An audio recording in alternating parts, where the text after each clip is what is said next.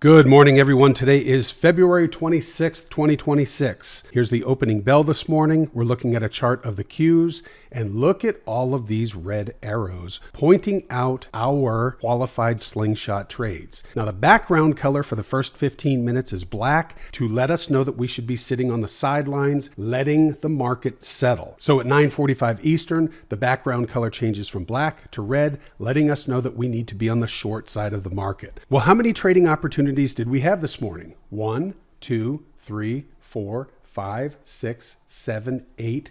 The market is dropping off hard. 9 right here. I'm going to scroll to the end and let you see that the charts are live. 9, 10. And then the background color changes from red to green, letting us know that we need to be on the long side of the market. And we've had 1, 2, 3, 4, 5 trading opportunities so far. And it's 11 o'clock Eastern. The market's only been open for 90 minutes. Go to wallstreeteducation.com if you want to learn how to do this and put these charts on your computer.